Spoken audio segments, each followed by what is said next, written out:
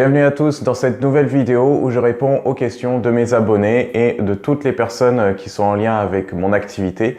Je traite de nombreux sujets de psychologie, que ce soit le manque de confiance en soi, le malaise social, les crises de couple, familiales, et également abonnez-vous à la chaîne ou mettez un j'aime si cette vidéo vous a plu, puisque ça me permettra d'apparaître dans votre fil d'actualité YouTube.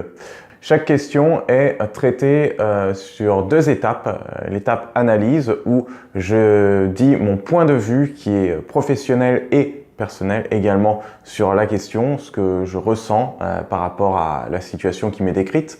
Et la partie pratique où là, je donne une action à faire pour remédier à ce qui traverse en ce moment la personne.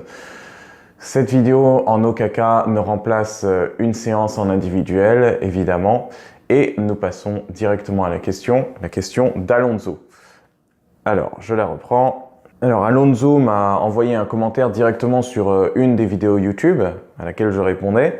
Alors, c'était « J'aimerais que vous parliez de la timidité. Comment se débarrasser de la timidité ?» J'ai demandé un peu plus de détails. Je suis une personne timide et qui dit timidité dit manque de confiance en soi. J'aimerais être plus timide pour pouvoir avancer dans la vie et plus communiquer avec les gens. Et là, il nous parle de son passé où il était harcelé dans la cour du collège à cause de son acné et a vu aussi les adultes ne rien faire, ne pas réagir à cette situation.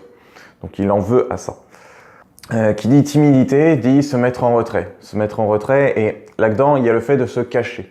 De cacher quelque chose qu'on estime de pas beau, de moche vis-à-vis des autres. Donc on va le cacher. Et en cachant cette chose qui fait partie de nous, on se cache entièrement. Ce qui fait que on est doublement coincé. C'est que on a envie d'exprimer ce qu'on a de plus beau, mais on n'est pas sûr que c'est beau. Et parce que surtout, la chose qu'on n'aime pas, on se dit, elle va apparaître dans ce que je suis, vu que c'est quelque chose que je suis. Donc les autres vont finir par le voir, il faut que je me mets en retrait, voilà, et que ça ne dérange personne. Donc moi, là, ce que je vois à Alonso, c'est que ça fait référence, en tout cas, à ton passé où tu avais de l'acné, où c'était moche et puis tu te faisais harceler à cause de ça. C'est un processus totalement humain. Hein. C'est dès que l'humain veut se lier aux autres, surtout à l'adolescence, il veut se construire, comme tu le disais, c'est une période dans laquelle on se construit. Donc il se construit, mais souvent par rapport aux autres, et il prend les informations, ce qui est bon, ce qui est pas bon, pour les intégrer à lui-même. Tu vois, c'est l'adolescence, c'est le choix. Sauf qu'à ce moment-là, tu as été très parasité par les autres qui te pointaient un défaut que tu avais et te rejetaient vraiment toi et toutes tes qualités à ce moment-là. Ce qui a été le plus dur, comme tu le dis, c'est le regard des adultes. Les adultes qui n'ont rien fait. Donc quelque part, c'est comme s'ils approuvaient silencieusement, qu'ils approuvaient ce qui se passait. Et si toi, tu as mis dans ta vie l'adulte comme une position de guide, eh ben oui, tu peux être doublement déçu. Parce qu'un enfant, il fait confiance en l'adulte. Un enfant imite ce que les adultes font. Il imite ce qu'il se passe dans son environnement, chez ses semblables. Donc, ça touche vraiment ta personnalité d'enfant. Donc là, tu as une part de toi qui est coincée dans ton passé. À cette époque de l'adolescence, où les adultes ont approuvé silencieusement le fait que les autres te rejettent à cause d'un truc que tu avais. Et même si tu ne l'as plus aujourd'hui, tu as toujours gardé cette timidité de cette époque, enfin cette peur de cette époque. Parce que là, ce qui s'exprime le plus dans tes relations, c'est ce toi plus jeune qui est encore sous la peur de cette chose-là. Donc tu vas cacher et tu vas te cacher des autres pour ne pas revivre intensément ce que tu as vécu. En tout cas, le revivre par rapport au passé. Bon. Ça, c'était mon analyse. Maintenant, on passe à la pratique.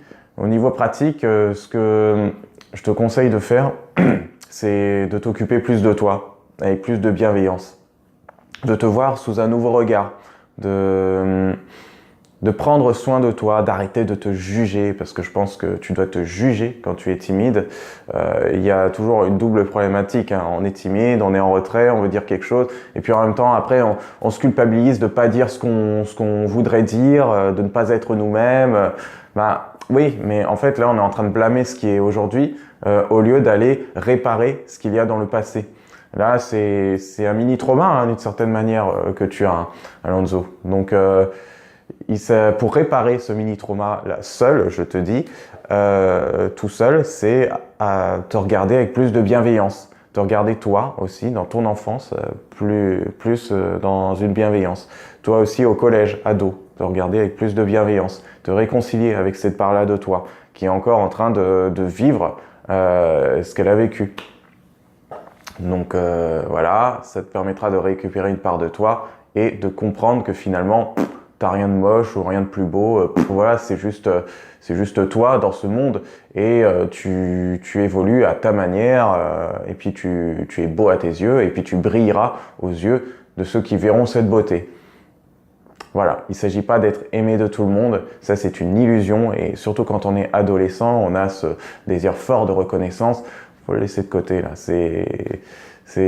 On peut avoir un désir de reconnaissance, mais quand il est trop fort, il est empoisonnant puisque ça nous empêche d'être nous-mêmes. Je termine là-dessus, donc merci d'avoir écouté cette vidéo jusqu'au bout, en espérant que ça a répondu à ta question, hein, Alonso.